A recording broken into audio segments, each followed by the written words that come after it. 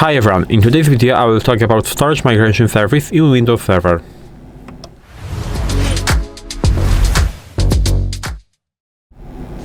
So, as I said, in this video I will talk about storage migration service in Windows Server. As you can see, I am currently on the official Microsoft site where we have the article with the topic of storage migration service overview. And in this video I will show you what is storage migration service and how does it work. As you can see, it applies to basically all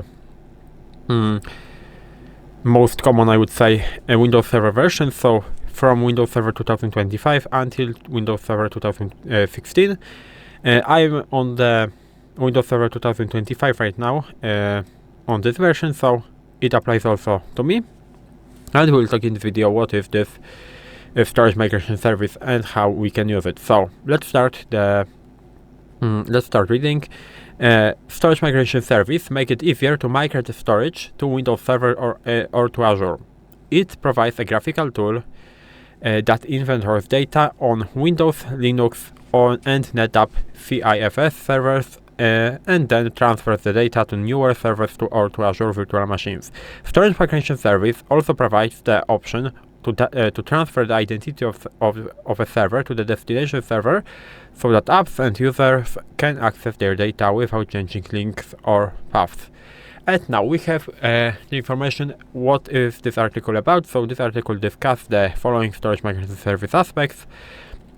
Why you would want to use storage migration service, how the migration process works, what the requirements are for source and destination servers, and what's new in the migration service. I guess it will be what is new in the Windows Server 2022, as you can see. So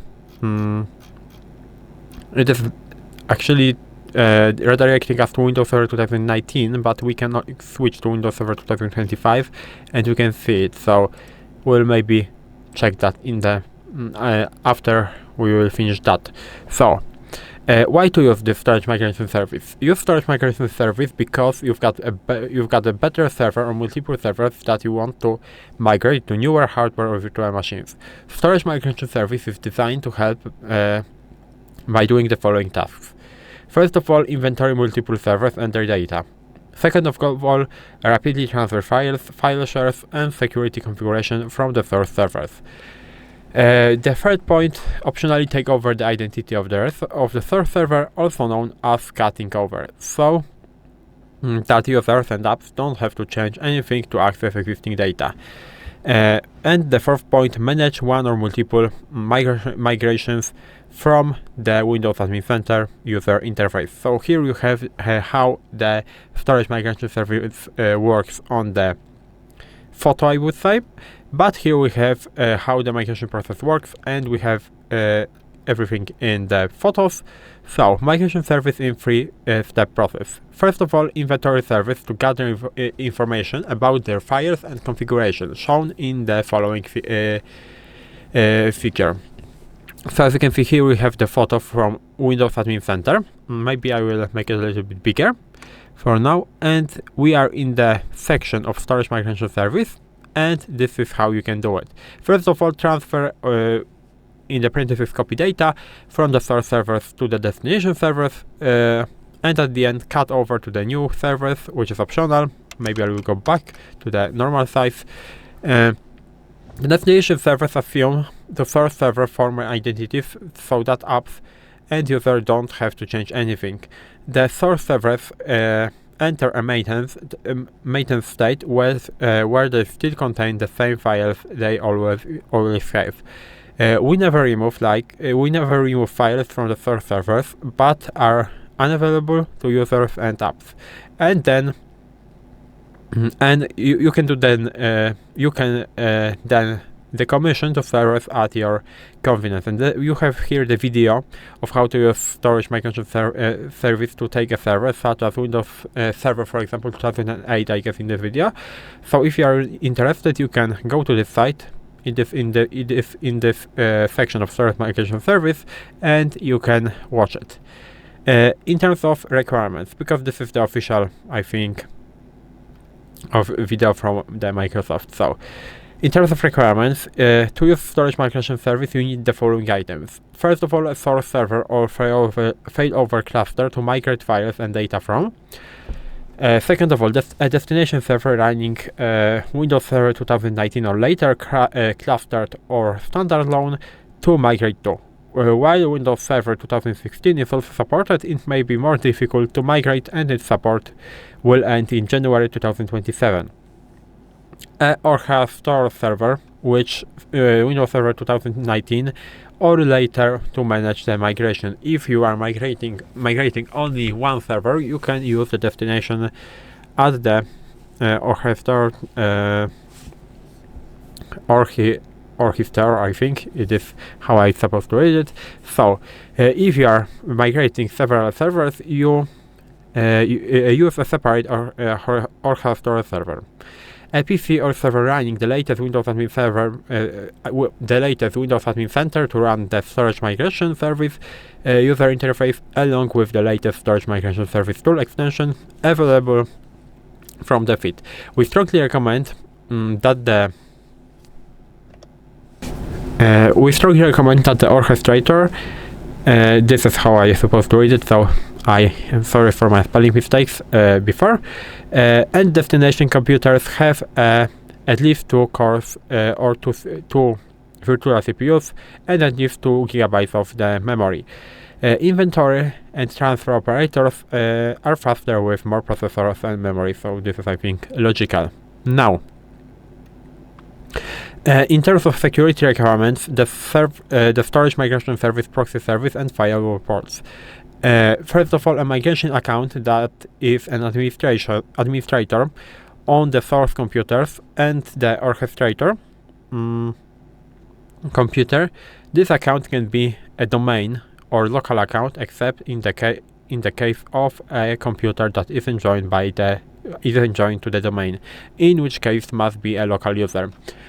Second of all, the migration account that is an administrator on the destination computer and the orchestrator computer.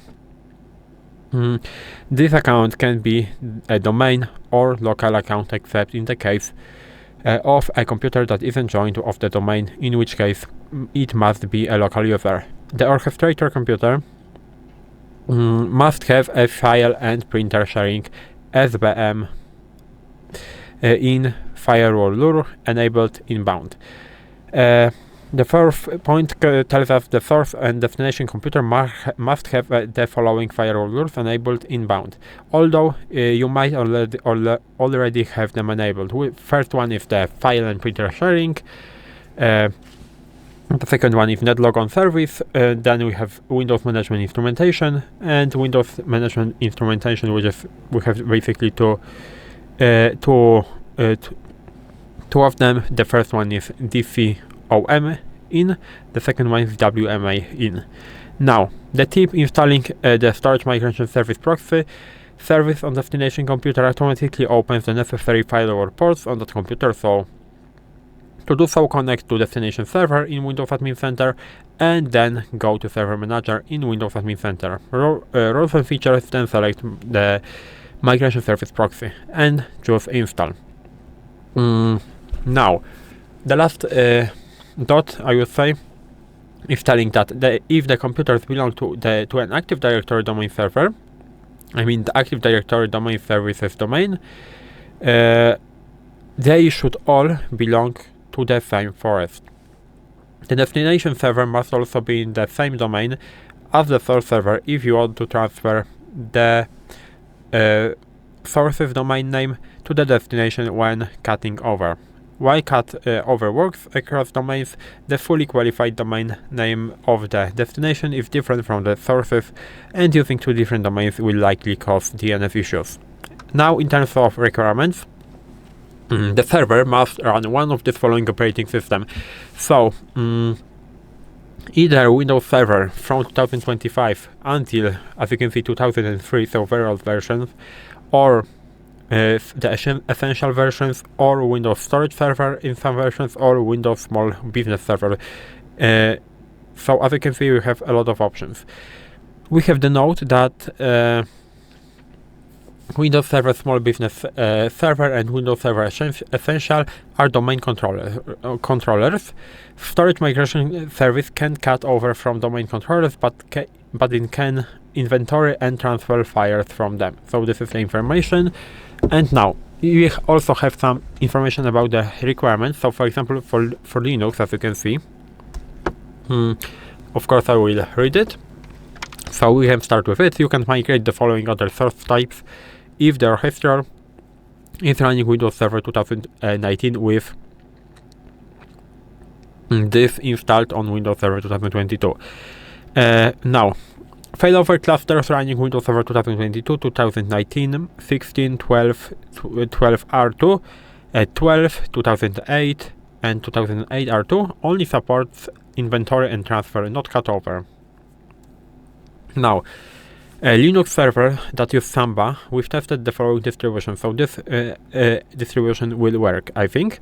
So Send OS 7, Debian, GNU or Linux 8, Red Hat Enterprise Linux 7.6, OpenSUSE Linux Enterprise Server 11, Ubuntu 16.04 LTS and 12.045 LTS, and Samba 4.8, 7, 3, 2, and 3.6.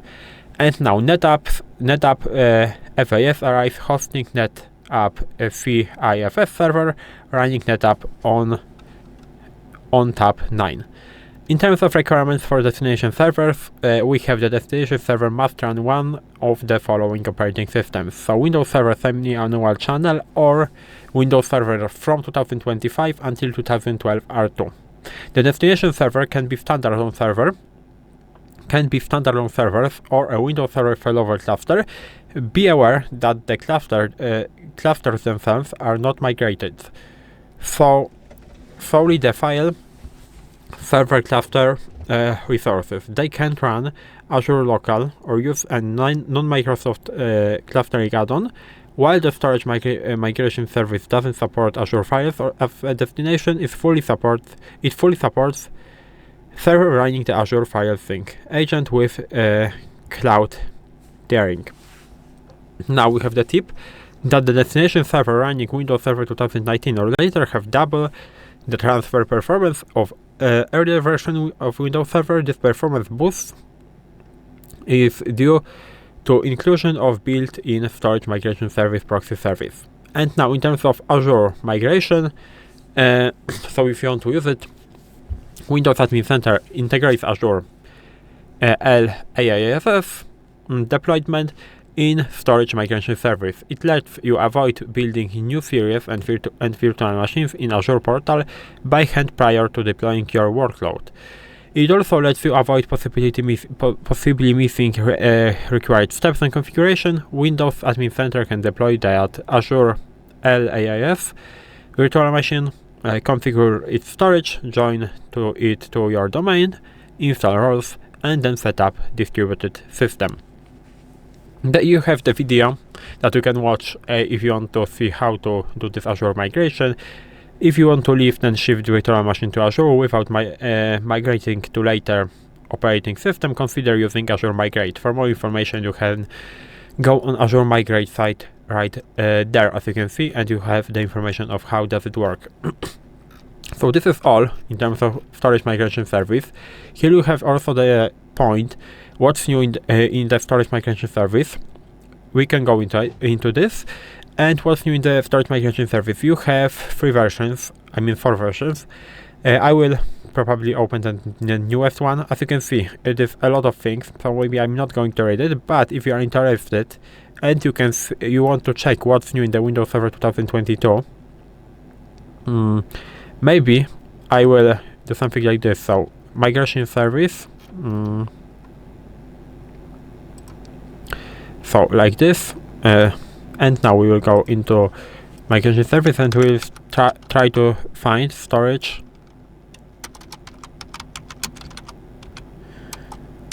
So I think we don't have the direct information about migration service in that case. So Probably in Windows Server 2022 nothing has changed, but you can see for the previous versions. So for example, for this Windows 2019, here you have the information what's changed in storage migration service in Windows 2019. So if you are interested, you can also read it. You can also check in the, for example, Windows Server 2022 if something changed, and you can search for this part. So that's all in this video. If you found this video helpful and you know what is storage migration service, you can leave a like, subscribe to the channel, and I hope to see you in the next videos.